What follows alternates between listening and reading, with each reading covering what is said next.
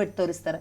ನೀರಾವರಿ ಇಲಾಖೆ ಹೇಳ್ತಾರೆ, ನಾನು ಅವಾಗಲೇ ಹೇಳಿದೆ ನಿಮಗೆ, ಏನು ಅನುಮತಿ ಇಲ್ಲ, ಏನು ನಮ್ಮ ಪರಿಸರ ಇಲಾಖೆ ಅನುಮತಿ ಇಲ್ಲ, ಅದಿಲ್ಲ, ಬರೀ ಸುಳ್ಳು ಹೇಳೋದು.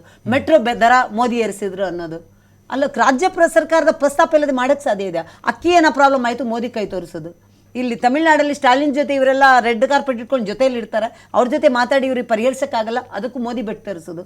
ಆಮೇಲೆ ಇದು ಏನು ಯೋಜನೆಗಳಿಗೆ, ರಾಷ್ಟ್ರೀಯ ಯೋಜನೆಗಳಿಗೆ ಹೈಕಮಾಂಡ್ ದುಡ್ಡು ಕೊಟ್ಟಿಲ್ಲ ಅನ್ನೋದು ನೋಡಿ. ಎಲ್ಲ ಜನ ಎಲ್ಲವನ್ನು ಗಮನಿಸ್ತಾ ಇದ್ದಾರೆ. ದುಡ್ಡು ಕೊಟ್ಟಿಲ್ಲ ಆದರೆ ಅದನ್ನು ಕೇಳಬೇಕು. ಏನಕ್ಕೆ ಕೇಳಬೇಕು?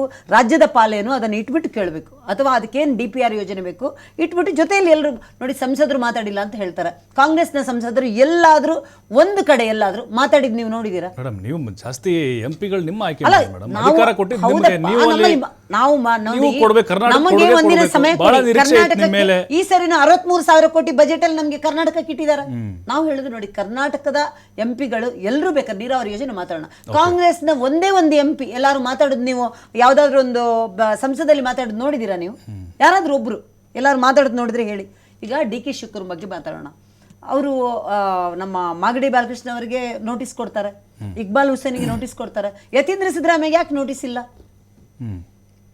ನಾನು ಹೇಳೋದು, ಅವರು ಏನು ಹೇಳ್ತಾರೋ ಯತೀಂದ್ರ ಸಿದ್ದರಾಮಯ್ಯನವರೇ ರಾಜ್ಯದ KPCC ಅಧ್ಯಕ್ಷರಿಗೆ ಹೈಕಮಾಂಡ್ ಅಂತ ಅವ್ರು ಹೇಳ್ತಾರೆ. ಜನ ಇದು ವ್ಯಂಗ್ಯವಾಗಿ ಹೇಳ್ತಾರೆ, ನಿಜ. ಅದು ಹೇಗೆ ಅನ್ನಿಸ್ತಾ ಇದೆ?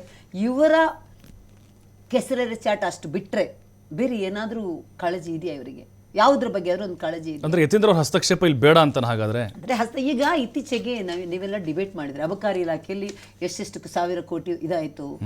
ನಾವು ಅಹೋರಾತ್ರಿ ಧರಣಿ ಕೂಡ ಮಾಡಿದ್ವು. ಅದು ಎಲ್ಲದರಲ್ಲೂ ಯತೀಂದ್ರ ಅವರ ಕೈವಾಡ ಇದೆ ಅಂತ ಹೇಳಿ ಮೋಸ್ಟ್ಲಿ ಇವರು ಹೈಕಮಾಂಡ್ ಅಂತ ಹೇಳಿರ್ಬೋದು, ಗೊತ್ತಿಲ್ಲ ನಮಗೆ. ಯಾವುದಾದ್ರೂ ಒಂದು ಇಲಾಖೆ ಕರ್ನಾಟಕದಲ್ಲಿ ಯಾವ ಇಲಾಖೆಯಲ್ಲಿ ಹಗರಣ ಇಲ್ಲ ಅನ್ನೋದನ್ನು ನಾವು ಹುಡುಕ್ಬೇಕಾಗತ್ತೆ. ಇದುವರೆಗೆ ಬಂದಿರೋದು ಯಾವುದು ಬಾಕಿ ಇಲ್ಲ. ನಾವೆಲ್ಲ ಡಿಬೇಟ್ ಮಾಡಿದೀವಿ ಪ್ರಭು. ಮೂಡ ಆಯ್ತು, ವಾಲ್ಮೀಕಿ ಆಯ್ತು, ವಸತಿ ಹಗರಣ ಆಯ್ತು, ಬೋವಿ ಹಗರಣ ಆಯ್ತು, ಅದಾದ್ಮೇಲೆ ಈಗ ಅಬಕಾರಿ ಆಯ್ತು.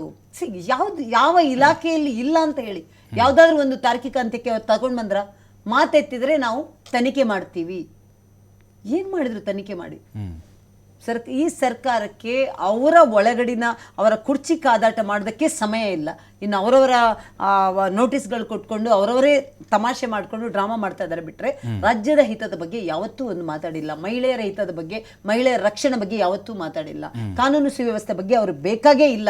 ಏನೇ ಆದರೂ ಅದು ಮಾತೆತ್ತಿದ್ರೆ RSS ಬಗ್ಗೆ ಅಥವಾ ಇನ್ನೊಂದು ಸಂಘಟನೆ ಬಗ್ಗೆ ಅಥವಾ ದ್ವೇಷದ ಭಾಷಣ ಬಗ್ಗೆ, ದ್ವೇಷದ ಭಾಷಣ ಬಗ್ಗೆ ನಾನು ಹೇಳುದು.